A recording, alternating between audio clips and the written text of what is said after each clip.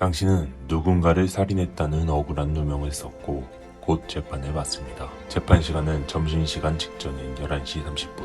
당신은 AI 판사와 사람 판사를 선택할 수 있습니다. 누가 더 공정하게 당신의 죄를 판단할 수 있을까요?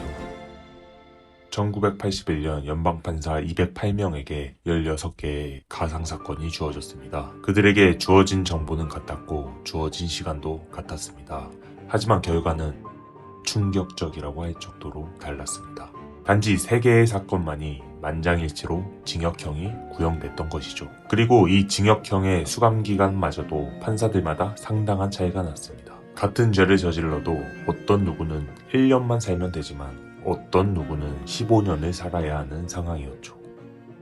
실험 결과는 매우 충격적이지만 과연 실제로 이런 일이 일어나는 걸까요? 여러 연구를 통해 나온 아주 놀랍고 심각한 결과들을 알려드리겠습니다. 지역 축구팀이 주말 경기에서 패배하고 돌아오면 다음날 판사들은 더 가혹한 판결을 내리며 재판을 받는 사람이 만약 생일이라면 더 관대한 판결을 받습니다. 심지어 배고플 땐 더 엄격하게 구형하고 배부른 상태에선 더 관대한 판결을 하죠. 왜 이런 비합리적인 결과가 나오는 걸까요? 바로 인간은 잡음과 평양의 덩어리이기 때문입니다. 간단하게만 예를 들어 설명하겠습니다. 절도 사건이 하나 있다고 합시다. 한 판사는 절도 사건을 당해본 적이 있어 절도라는 범죄를 개인적으로 매우 안 좋게 생각하고 또 다른 판사는 절도한 범죄자가 자신의 아들과 나이가 같아 동정심이 들었다고 합시다. 개인이나 집단이 어떤 것을 더 싫어하거나 좋아함의 차이, 이것이 편향입니다. 그래서 어떤 판사는 절도 사건에 더 많은 형량을 내리고 또 어떤 판사는 더 적은 형량을 내리게 되는 것이죠. 같은 사건의 결과가 다르게 나타나는 것, 이것이 잡음입니다.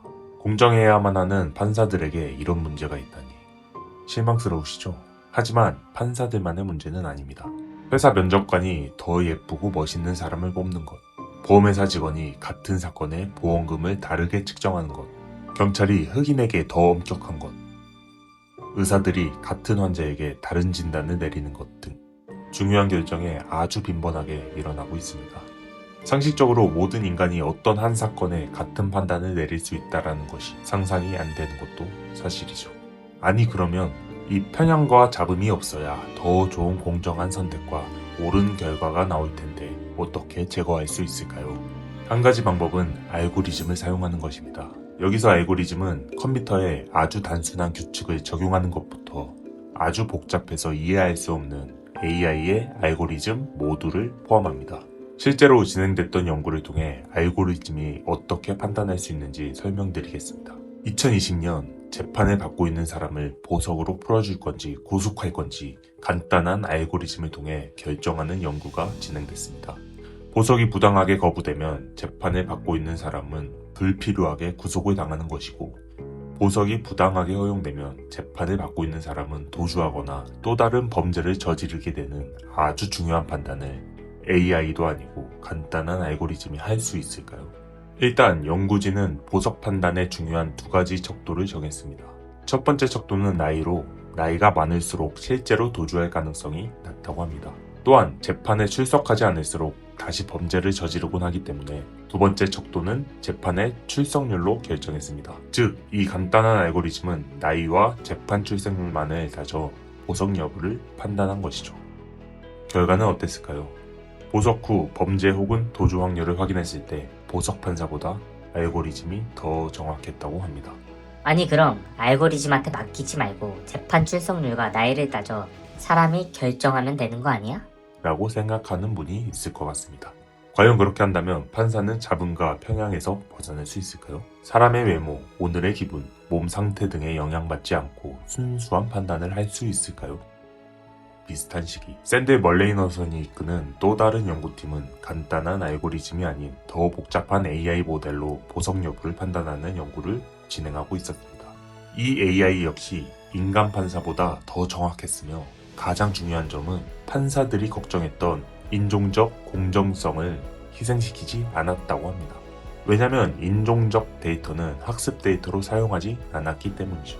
하지만 본의 아니게 그 데이터가 학습됐을 수도 있겠죠. 한 가지 정확한 사실은 그 판단이 판사보다 덜 편향된 결정을 내렸다는 사실입니다. 실제로 위 AI는 판사보다 41%더 유색인종의 보석을 허용했다고 합니다.